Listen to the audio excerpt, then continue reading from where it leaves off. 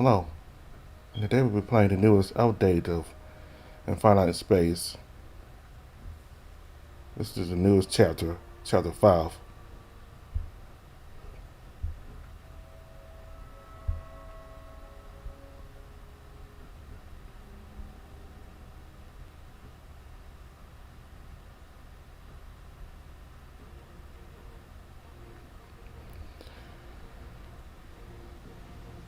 When we get to the training room, Jazz is far less jovial than they were the day prior. After a curt greeting, they get us into training without any banter. We spend the time mostly dealing with situations where we could end up outside the vessel, loose and adrift. From coordinated search and rescue to auto-style raft assemblies, we practice how to survive and clump together to make eventual collection easier. The Aegis system has a fairly large connection range, longer than a drop ship nearby, but it isn't infinite. Or infinite. It wasn't infinite. Preventing ourselves from drifting too far means that even untethered in our combat, we still contribute to the effort our knights will be putting in the fight. The practice from yesterday certainly helped. Our packs manages to complete most maneuvers with minimal losses, and the other packs show that they study their playbacks. Jazz is brutal, making us do the drills over and over with various different scenarios, each more dire than the next. As we finish, there is still no time to relax as Jazz informs us that we will be traveling back to Olcid via Squirepod. Their capsules that safely carry an individual from space to planetside rapidly. Although many facilities and other systems that operate in orbit have them, they coined the name from their much more frequent use by KAU to deploy squads during plague engagements. It takes us some time to travel into the depths of battles past other knights of our divisions. There is definitely a more engaged atmosphere given the alert status. Shouts and orders are fired back and forth between knights as we filter through, led by Jazz. Eventually we reach a bank of doors. Behind each door is a pod that we will use. Jazz goes over the safety guidelines, what to expect, and the G-forces we will endure, even with the compensators within. We all take it seriously. It might be fully automated, but we still have to be prepared to intervene should the need arise. Opening up a pod, Jazz shows us the straps that will secure us. It looks simple, it looks ample for most, though of course they are built to accommodate the larger sizes with some exceptions. I can't imagine Solix would fit into one of these without some straining. We all take our positions before we step inside. Jazz goes down the line, correcting a few in their harnesses. "Oh, forward, yeah. You look all good there. This'll be new for you. My little podlings here are gonna take good care of you, although enjoy the wild ride, eh?" They comment after checking my pod, their hands reaching in and testing everything from various angles. It's a marvel how they operate it all at once. They move on just as fast. The last few parts are checked and dealt with before with a clamp. They move to stand far enough away that we can all see them clearly. "Okay, y'all did good work and all that shit. Pat, pat, praise, praise. But I'm done with you all for now, so time to flush you." They flash us a toothy grin. "Don't worry, I'll be monitoring you all on the way down, and I will make any who gives the insides of my pods a new coat of paint extra demerits and more cleaning duty, so no hurry. Got it?" "Yes, Captain." Most of the time I'll be shooting your planet side as the grown-ups engage and play head-on in their gorgeous steeds. As we splat down, be prepared to assist any residents and engage any plague that slips through. Depending how fast they've started, filling their bellies, your knights will land as well or provide aerial aid. For now, though, just enjoy the fall. Bye-bye, kiddies. With another grin, each of our pod doors close and then silence surrounds me. I stare through the window at Jazz as they observe a few hollow windows, and then, seemingly satisfied, they wave. We follow. Silence more how it feels as the station releases our pods and we hurtle towards the planet below. The air resistance hits as my pod enters the atmosphere, causing vibrations to rock the capsule. I can feel my very bones shuddering as I hurtle down at insane speeds. The odd thing is, even as my heart races, I'm exhilarated. Nothing I had thought about or trained for prepared me for this. It's terrifying and awesome all in one. The pod slows automatically after a while. Looking out, the ocean forest rises into view as my vessel makes adjustments during the approach. The other pods are right with me. I have the briefest glimpse of a few faces peeking out. There is not much time to comprehend them as the ground rushes up to meet us. Well, that was something. Though the impact rattles me, the actual force of it. Though the impact rattles me, the actual force of it is expertly cushioned and dissipates to the point that it doesn't impede me. I go through the steps taught to check the exterior before releasing the doors. Across from me, Zarya strokes Alex's back as he laughs. He leans against the outer pod cell, drooping. Your face, Alex. I can't. Oh, my stars. There. You alright? I'm more than alright. It would be a damn sight better if you were not guffawing right into my waking ears. It is certainly not helping. He vomits onto the grass as Zora begins rubbing his back again, trying to muffle her sniggers. The other nearby pods are almost all open, and the state of the passengers is mixed. Many seem to have taken it well, though there are more than a few looking quite nauseous. Eric ambles over, looking fine. I guess the training he's been through helped. Everyone good? Oh, Alex, are you okay? Alex gives a half-hearted thumbs up. Eric's concerns melt somewhat. Yeah, I remember throwing up so much the first dozen times. The pods do a lot to take most of the brunt.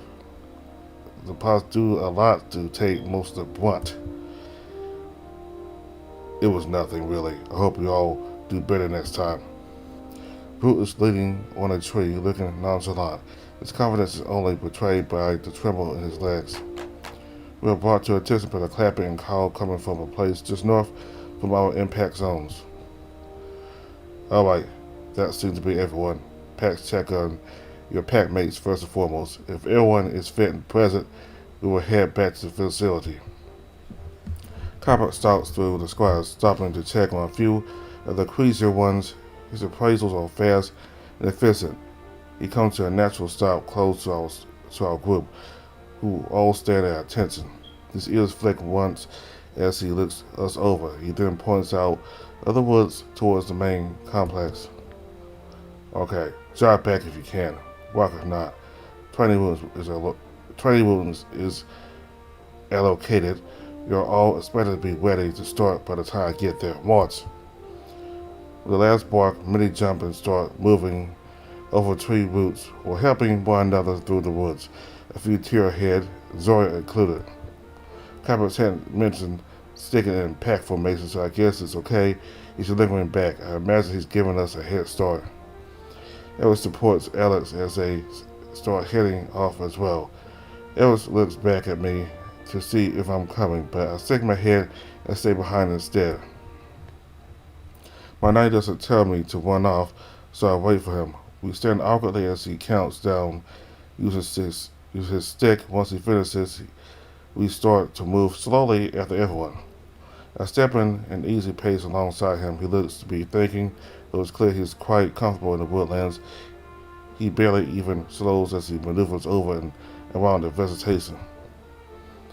I decide to finally break the silence. So, we're on active duty now, then. Kypers doesn't slow his stride, but his left ear flicks, and I can detect the faintest bristling of his fur.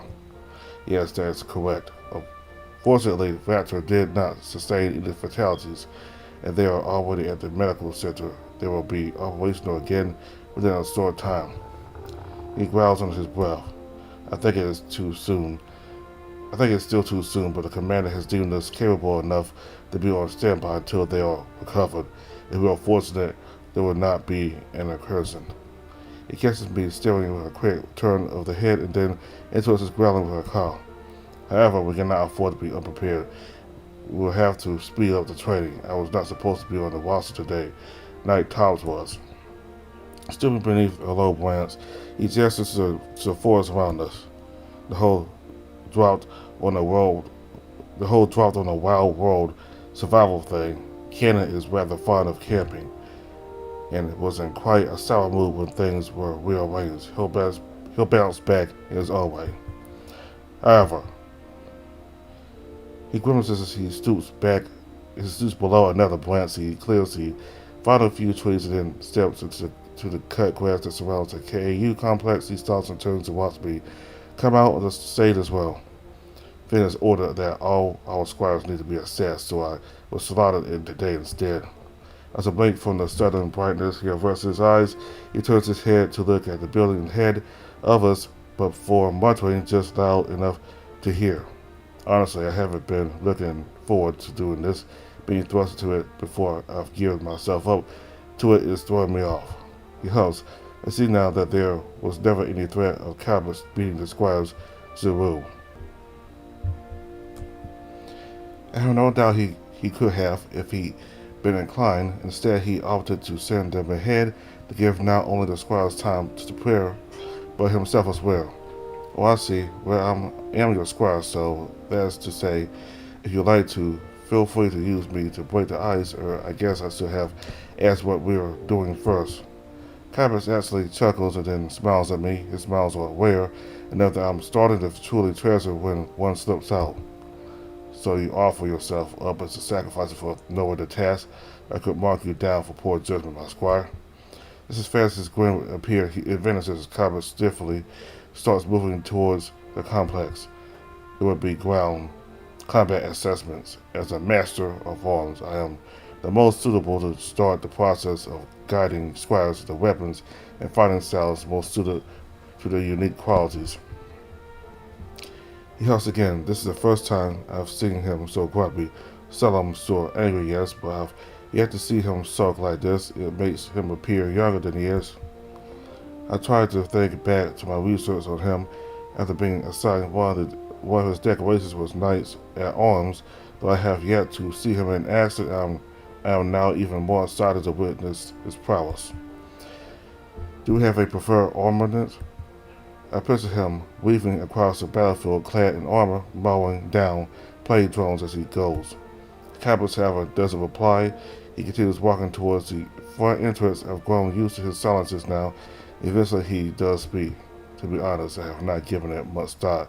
If we engage in close combat, it means the swarm has been able to see routes long enough to set up larger harvesting operations. The cavalry's main aim is to prevent that. We are to attend to a reported incursion as fast as possible and force them back before they have a chance to deploy that level of fortification. A pretty standard answer, almost word for word from the KAU creed for the cavalry division. I guess even seasoned knights recall those lessons verbatim. We have been fortunate in recent years to not have to contend with such an event, not since. He trails off, and I know what he isn't saying.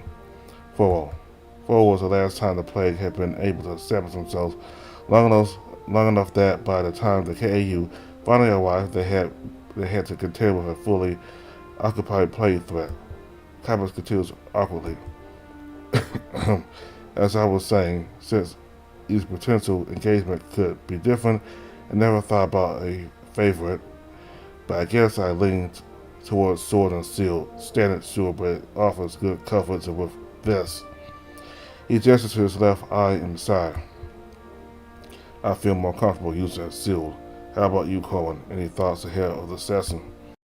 He looks away, and I realize we're at the entrance. I was so taken with talking that I hadn't noticed. Everyone is likely inside by now. Let us join them. Combat nods his head towards the door. I return his nod, and then we march in, side by side. As we enter the room, the chatter dies down. I scuttle into formation with my pack as Carbex walks around into the front. The room has the weapons display and padded mats out again. I stand a little straighter, determined that I will show myself in a better light than last time with Brute. Carbex walks by the weapons cache, eyeing the variety within before turning to face us. You all should have received communication earlier in regards to the recent plague incursion. Some of you are now officially on active duty as well. I notice his cybernetic eye flickering, and most I've come to recognize as him, reading directly from the stick. Does he have a script? This is emergency response duty, and those not selected are no less important. Commander Finn chose the packs whose knights have worked with talent before and can operate efficiently with minimum adjustments. His other eye looks over at a few of us. I think he is checking out the squires making up the unit, but he doesn't waver from his spiel. To that end, all active packs are going to be assessed individually by Commander Finn for proper clearance to the field after this assessment, a necessary formality. Do not worry. I certainly do feel worried. Me and Finn alone in the room, that would be just a nightmare. In fact, I feel like I've had that exact dream already. Carol tilts his head to the left, his cybernetic eye glows, and then the case is open. Before that is to say, I have been chosen to see what style weapon befits you all. We won't be going over in any specifics today. Take a weapon, go through some drills, and now I'll come around and assess. Look a little awkward at the end of his speech. Corbett strides to the edge of the room and then waits. The abruptness of it leaves the room slightly unsure what to do. So I take the point. I move towards the cases first, followed shortly by everyone else. First pick, but what should I even choose? The options available are so robust I'm having some decision paralysis. Brute reaches around me and takes out a long-handled axe, sighing. For fuck's sake, just pick something. There's a Brute I've come to know and detest. The time we had on Belvos was awfully a fever dream. He is right, others are starting to grab weapons. Remembering what Cobbett said, I tentatively grab a sword and shield, lifting them off of their hooks. The shield is way heavier than I thought it would be, without any heavy tech coursing through it. It's broad and covers the entire of my torso when I hold it level. The sword is just barely longer than my arm.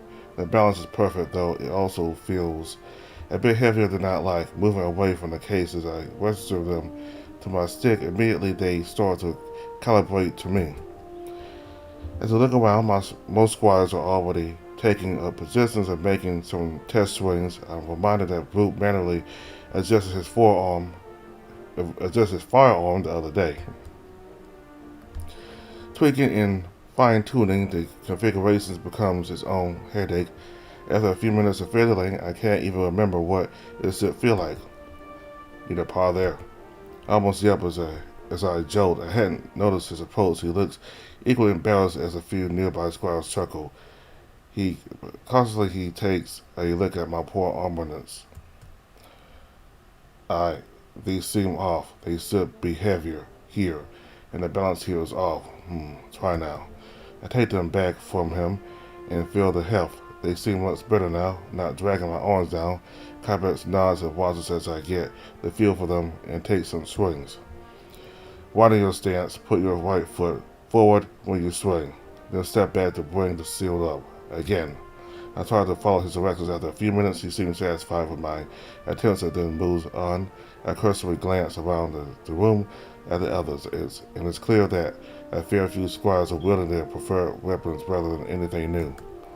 There are some that are stepping out of their comfort zones, given their puzzled and exasperated expressions. Combat wanders between us, giving hints and tips. A stance change here, swinging motions there, and entire weapon change over there. He doesn't linger. His advice is solid. For what I can hear, both there is not much direction to this training session besides doing basic pace swings and sets. Zarya looks almost zen, completely opposite to the discomfort She's sold in the shooting session. She has a pair of tonfas and her muscles look so practiced she's obviously spent years training hand to hand. Alex is trying out a trident. He stares and thrusts of fists as though nothing is as graceful as I've grown accustomed to seeing from him. Eric stands just off to Alex's side, swinging his usual sword with those strong, intense swings. Brute is, however, in a space all to himself. His overly aggressive wide chops with his axe, coupled with snarls to the point of slobber, are enough to make everyone give him a wide berth. Cabot steps in as Brute thrusts the blade mid-flurry and catches the shaft in his right paw, halting him from continuing his berserker-like attack. Wild swings like these will hurt your allies' ability to fight, temper your ferocity to deliver that power to each swing instead. Even from where I stand, I can see Brute straining to yank the axe back. Eventually, Cabot allows the younger wolf to do so as Brute looks up at him with a pointed stare.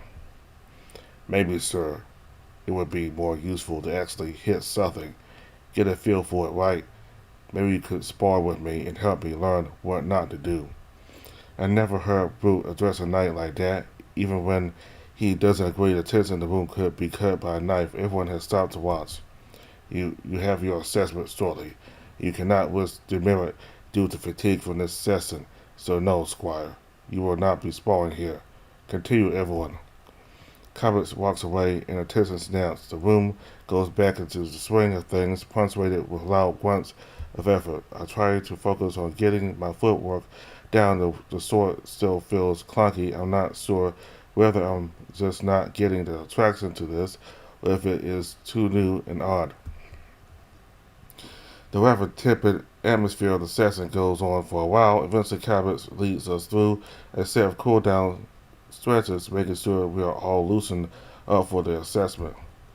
I can't tell if he's annoyed that his training was overtaken by Finn's demands, or if he really struggles with this. He did take notes on his stick throughout, and I make a mental memo to ask about it later. It is not long until the first squire's call. A wave of anxiety ripples through the room. Cabot did say that Finn put more emphasis on the knights and pack formations.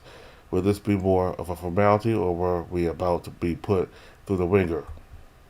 It's Finn. It's the ringer. Hell, I shall ask Brute if he doesn't have his home decked out in torture equipment. I look at Brute. He's pacing, gearing himself up. Scratch that. Brute would probably endorse the equipment, if not offer to buy some himself if the commander was lacking. When Brute is called, he jolts and then marches out with haste. None of the others who were called for assessment have returned, so the number in the room dwindles. My stick goes off, and it's my turn to jump. Taking a breath, I head out of the door and follow the lit path to a room down the corridor.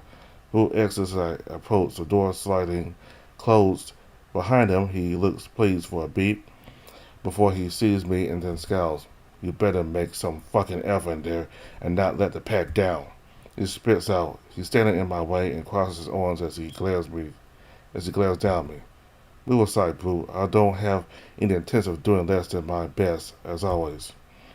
I try to get around him, but he moves quickly and grabs my right arm, shaking me as I lean in and close to my face. Listen, prick. Do better than your best. We get a chance to fight actual fucking plague, and not having dead weight ruin that. He growls.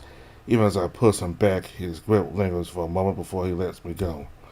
Bad enough we have the washed-out knight paired with you. You're both the weak link. Do not make Commander Finn think this. With that, he turns and then prowls down the corridor. I see what an absolutely arrogant, spiteful prick. I want to yell at him. I mid-turn to chase after him, but the door opens and then a commanding voice stops me in my tracks. Come. I stare after Brute as he rounds the corner to disappear out of view. I grit my teeth. Come. I face the room as he shouts and then walk in. Blood is pounding in my ears. It's another training room. It's been set up with a dummy, arranged with a wolf pack, and some other systems dominating the room. from behind the desk and staring at me intently is Commander Finn. I walk into the center and stand to attention. Finn looks me over, a single claw tap on the desk over and over again. Eventually he pulls up a hollow screen and looks over it. He certainly knows how to make someone nervous without saying anything. I remain still, but my mind is still boiling with rage at his squire's comments. Insulting me is one thing, but Kalbex is not even the fact he's my knight. Kalbex has clearly fought hard to get back to duty. Brute doesn't know anything and still passes him off as a has-been. To make matters worse, I'm equally angry with myself that I had similar doubts. Still, Brute has no right to say out. Corwin, Stringer. I snap out of it, and as Finn finally addresses me, he slides the stick to the left, the screen still hovering nearby. He then places his paws firmly on the two of the desk, and then stands, pushing off of it as he does. His tone sounds more contemplative than questioning, so I remain silent. His eyes crowd over me again before flicking back to the screen. Survivor of the forward incident. Even I can't fathom the sick humor of the high-ups with the citizens, but I guess we make do, right? Yes, sir. I'm not entirely sure what he's getting at. Lost a lot of people in that siege. Good knights, passable squires, plenty of civilians, lots and lots of losses. Finn speaks low, with that rumble to his voice that makes everything sound like a threat. I keep my focus forward as he circles me once before returning to his place behind the desk. Grades are, well, given what you had to work with, remarkable mediocrity. Mediocrity is still less than my standards. His eyes swap from the screen to me. I'm starting to feel more and more like a piece of meat. Still, I'm imagining a lot of rage in there. Lots of anger, that's right, Squire. Yes, sir. Finn gestures to the layout of the room. Then prove it, Squire. Show me that you burn with a bloodlust worthy of the battlefield. Move to the training dummy and then grab the sword, rest against it. It's still warm, like it from Bruce's assessment, that stuck up twat. I'll start my attacks against the dummy. It may have been modeled after a plague entity, but in my mind, I'm picturing the demeaning wolf in its place as I strike again and again. More. The commander barks at me, and I increase my strike, slipping the sword into heavy and forcing the enhance strikes to land as cleanly as I can before turning it off to angle for the next. More. I grit my teeth as the heavy strikes ricochet through me. I swear my bones feel like they'll shatter, but I follow the command and strike harder as fast as my body will allow. Right, next. Finn points to the next section in the awaiting wolf pack. I move over, panting. The momentary raise head towards Brute flickers out with the throbbing of my arm now more insistent. Damn, I overexerted myself already. I fumble to pick up the firearm. I look down to the sights, ready to fire. In a few moments before the commander gives me the clear, I gulp down a breath and try to center myself. Clear. Fire. The shots aren't clean. My numb arm has trouble keeping the muzzle steady. I switch the light for the next volley, taking advantage of the lack of kickback to nudge myself back on course. I still think I'm far more sloppy than when I was on the range with Silex. Finish it off, now! I save my legs and clamp down, knowing this will hurt. I felt too heavy and suit had burst. My shoulder screaming, but at least I hit the target. I definitely could have done better, but also a lot worse. I set the wolf pack down as carefully as I can before. Right, next. No chance to catch my breath before I'm ushered to the next station. On and on it went. Finn didn't give me a moment between any one activity before moving to the next. Finally, I stand in the center of the room, drenched in sweat, the status of a commander's back in his seat, paws steepled as he looks over his stick at my results. If I feel like a piece of meat before I can firmly say that I am thoroughly tenderized, I stand at attention and try to keep my labored brows as quiet as possible. Finn looks over the hollow screen again before sighing and flicking it away. He directs all his attention to me. I don't like being proven wrong. Luckily, I'm not. These are baseline results, if that. He gestures offhandedly, dismissively. Honestly, it doesn't matter to me how well you would have done. After all, you have a bigger purpose, don't you? The wolf gets up and then walks around the desk to move towards me. He invades my space, standing so close that I have to look up to meet his gaze. What is your primary duty, Squire? He growls out lowly, like a whisper. His breath whirls over me as he waits. To serve and protect the galaxy. Wow, what is your duty? He bellows over me, the rumble enough to make me shudder involuntarily. I try to think about what he's after. I meant to stop the plague from, no, that's our job. What is yours? He goes from yelling to drawing out a growl in an instant. He looms over me. What does he want me to say? What does he think about? Oh, yeah, I remember. I'm a battery, sir. He whispered.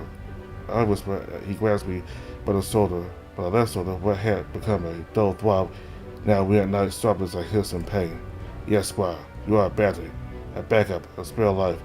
That's what you are, above everything else, which means the only thing I'm looking for in you is a decent pain threshold. He punctuates the last few words by pressing each digit one by one until my shoulder, the tip of his claw almost punctures my uniform. He leans down, bringing his face next to mine. The only thing you have to do is stay out of the way of everyone else and make sure you take on a night a week of pain as he, led by me, takes him out. Got that? He pats my aching shoulder twice before stepping back, expecting an answer. There's only one answer I can give. Yes, sir.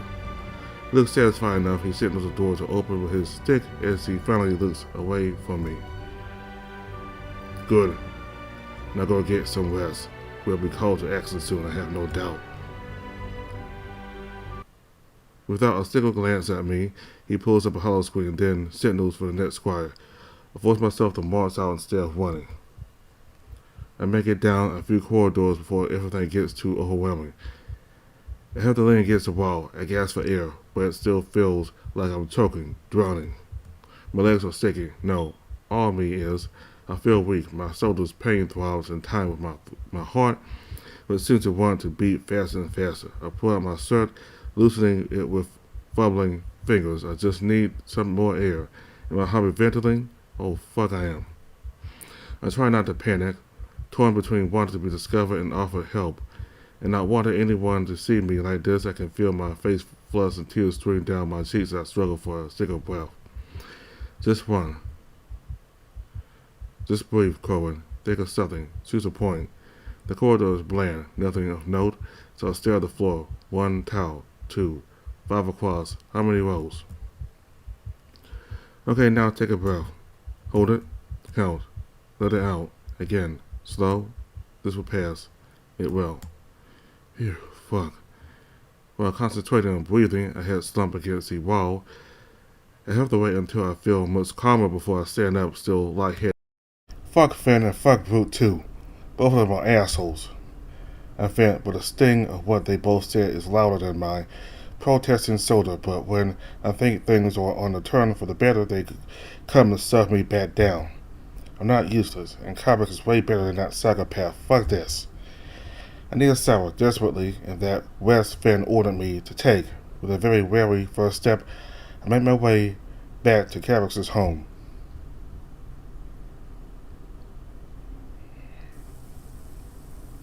Cavix was still out when I made it in, giving me the much needed time to decompress in the shower, and stand under the luge for so long that I'm starting to prune by the time I step out. I take time toweling off too, using the deliberate and mundane actions that continue to ground me. Sitting on my bed before I dress, I think through the last few days. It has been so emotionally charged, far, far more than I had thought it would be. Not that I ever expected an easy life here. I chose this path to push myself to the front lines. Still, though most of the whiplash is worse than I thought it would be, I can't afford to let this stop me. In the hallway is one thing, but this cannot happen in battle. At least I can manage the panic attacks now. Back when I started to have them, when we just arrived on the moon base, I didn't know what was happening, how to handle it. It's been years since that last attack. I had to figure out a way to stop the commander from getting to me. I swear he's a sadist through and through, but he rubbed one out after putting us all through as much pressure as he could. I signed. Maybe in his own way, he was testing the stress as part of the role, and cracking now is better than where it could get someone hurt. I won't do that. I can't. After getting dressed, I head downstairs and then begin to prepare the evening meal for us both. Given our active duty status, the meals now have to contain a minimum threshold of specific nutrients based on what each species needs. Which means I have to think of something that fulfills that requirement for both of us. Or failing that, prepare two completely different meals. Fortunately, Page Training does prepare a squirrel to be with a variety of catch-all meals that completes the quota for majority of species. Carbus' lupine, apart from higher protein needs and the tonic he takes, we do eat very similar foods. Today feels like a noodle day, with extra eggs of course. After preparing the broth and the distance I get working on the dough, I'm deep into kneading it, taking out some of my frustrations when I hear the door open and the sounds of Cabot's returning. Oh, something smells good. He stands in the doorway and sniffs. He looks worn out too. He makes his way to the table and then sits down, practically snubbing into the chair. Won't be long, Cabot. Can I get you a drink? Cabot shakes his head and then pulls out his flask. As he shakes it, the final segment is still lit with contents. He pulls it off and then starts to drink it down. I know I continue to knead until the dough becomes smooth and I can let it rest while I finalize the last few items. Cabot sips as he pulls up a few hollow screens and starts working through them. He uses his left paw occasionally, but he mainly navigates using his eye, whizzing across the screens, rapidly making changes or notations to things. That looks like a lot. Both eyes lock onto me for a moment before he rubs his temples and nods. Yeah, I want to go through the data I collected from you all while it's still fresh in my mind. Then I can start working on allocating the right arms for each squad, create tailored training plans. My mind goes back to the assassin and how I felt with the sword and shield, and then later with Finn with just the sword and how they differed. I don't think that the sword with or without the shield is really, I don't think I've gotten the hang of it yet. I keep my mind down as I roll the dough into strips. It was good to have a task to focus on to avoid looking at comics, but it appears to be too busy with the screen to focus on me fully. No, you haven't. Defensively is still a good option until we find what you're naturally leaning more towards. As standard, we assign it to all squires without a specialization. This is another reason why I suggested. Cabot finally puts away the screen and looks at me properly as I cut the dough into thin strands. He seems hesitant to go on, to the point that I have the noodles in a pot of boiling water when he speaks next. How is the assessment that things get? His muscle twists as he struggles to form his question diplomatically. Did the commander conduct everything without incident? The steam is a welcome shroud for my expressions as I recall the commander's remarks vividly. He was thorough, yeah. He passed me. Told me exactly what he wants from me. Well, sir, he's an insufferable asshole. To be honest, we could do with a good kicking.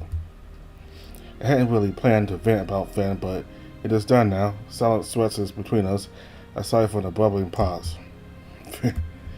Cabot snores and then laughs openly as he slaps the table with his paw. There he is, though I don't encourage you to speak those words outside of this house if you value your life. Cabot regains his composure by finishing off his drink before continuing. Commander Finn is, well, he was complicated. Like all of us, he's seen a lot. He is fiercely protective, like when he isn't the most agreeable wolf you'll meet. But he means well, even he's abrupt about it. I'm not sure I like it that way, especially with his words still sticking in my mind, but I'll drop it for now. Food is ready. I bring the steaming bowls over, placing cabbages with all the extra portions in front of him. From the way his nose twitches as he sniffs, I think he'll like it. This is a treat. I wasn't expecting this sort of meal on active duty. Well done, Cohen. I tried to resist the urge to grin and fail at his words as I take my seat and then dig in. It does taste nice. the suggested spice mix works really well, though it reminds me that I should ask him about what he likes each flavoring for. We in sloppy silence for the next few minutes enjoying the meal. It really is a universal truth that good food can make a sit day that little bit better. So, I didn't get a chance to ask earlier, how did things go on Belvis? Oh, it was really cool. The downtime was fun, but I really enjoyed the zero graph training. The captain had us search for beacons in the asteroid field. It was the first time I've had a chance to really move about weightlessly. The pack was good too. We were coordinated well and came out on top. Cabot slurps up some noodles and as he listens, nodding as I go on. It was, well, it's hard to explain. It's hard to even explain. I felt so free, yet it was also a bit scary, even though we were only in a training room. I get that. I've always loved being in zero gravity. I even used to take my ship out to some distant spots and get out to lie on top of the ship, just floating. Oh, that sounds amazing. Did you get in trouble for doing that? Cabot circles and looks a little embarrassed. Huh. Yeah, I got chewed out plenty of times, but I couldn't stop. Nice to get away from everything for a while. He wistfully looks out of the window, and I wonder if he snuck out to do it since coming back to duty. I'd love to experience it myself someday. Do you think that the room darkens as alerts ping through the house and both of our sticks go off in tandem? I look at Cabot's and Sock, but his face stills over. His cybernetic eye is aglow as he reads the alert. He stands and I hurry to do the same. It's time. We're to get ready immediately. Your armor was delivered yesterday. It's in your room. Go. I waste no time sprinting up the stairs and then into my room, hearing him follow behind and then entering his room. It's happening so fast. When I had moped before, I hadn't paid attention to boxes that sat on my desk. Any other time, I'd be happy to carefully open them all and admire the gear.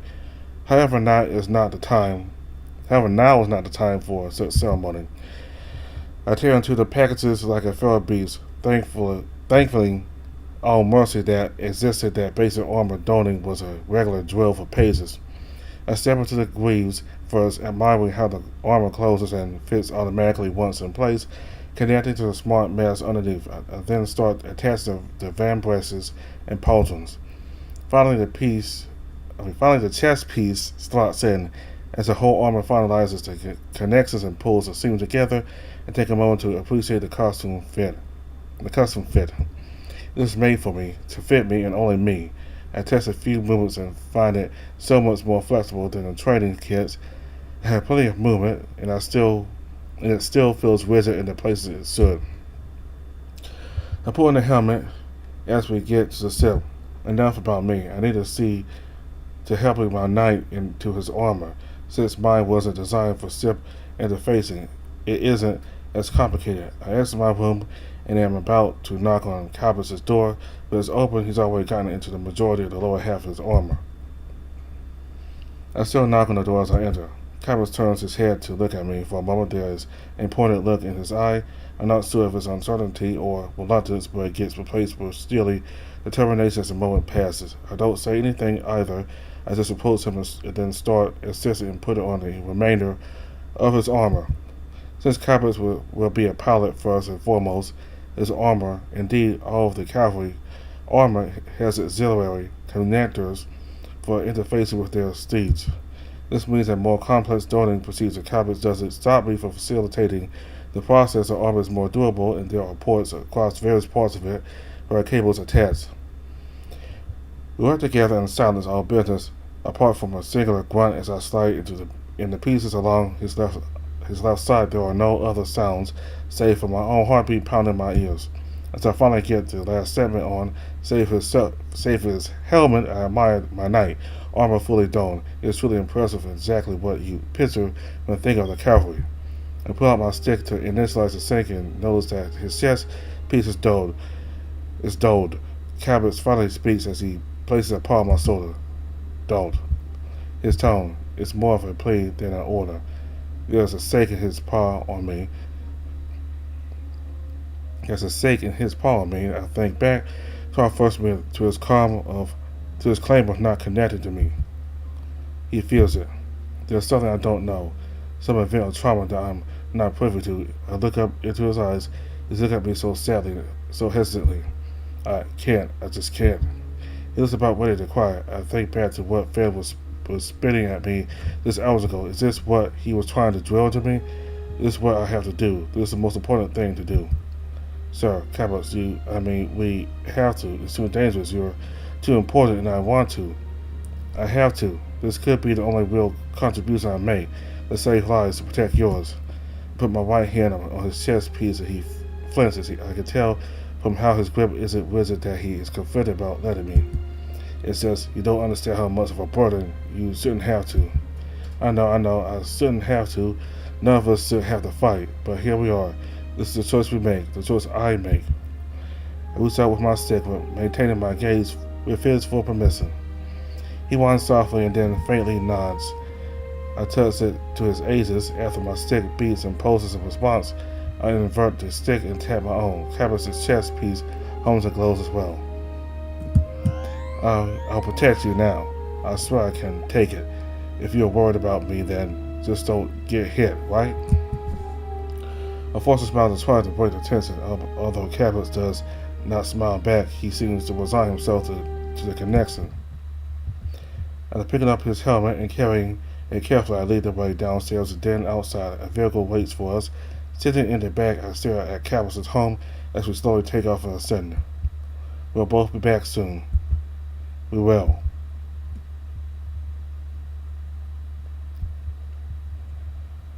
I'm gonna stop right here.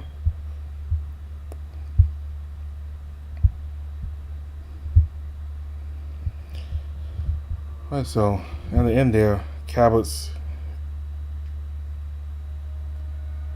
just didn't want to have Corwin go out there because he doesn't want to lose another squire. I mean, it brought painful memories about the last squire he had, and he doesn't want this to happen to Corwin. He doesn't want another one to die because of him as a knight. I mean, certainly he does not agree with Commander Finn, about squires being life sponges.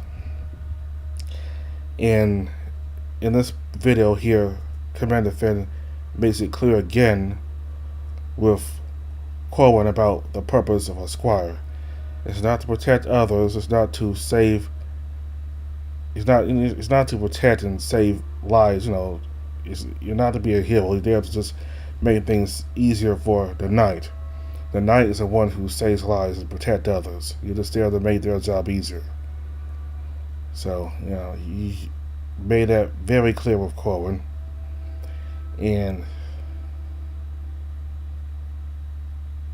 he even went as far as telling Corwin that he wouldn't trust him to save any lives. So, he's a very cold person, but again, I guess it's his way of training squires to be the best, but it's too cold. I mean, this guy's he's worse than a drill sergeant, I think. I don't think even drill sergeants go as far as he does. I mean, the words he says stings more than his yelling. So, and apparently, when I started to dislike, Brute a little less, I really don't like him even more now. I mean, he just. And Brute also made it clear that he doesn't really respect Carbex. He thinks of him as some kind of has-been, or that he's not really equipped. He's not really not material anymore. And the fact that he told Corwin about not disappointing Commander Finn, he certainly looks up to Commander Finn because both of them are very similar. Both of them hate the plague very much because every time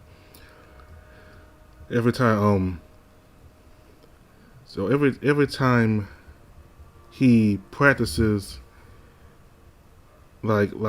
he practices going against the plague, he always does it with such venom in him.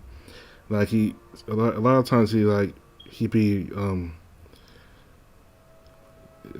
like drooling, like foaming in the mouth, like it's actually happening, like a real plague is actually happening, even though it's just practice. So he's very much affected by it also, and he hates him very much.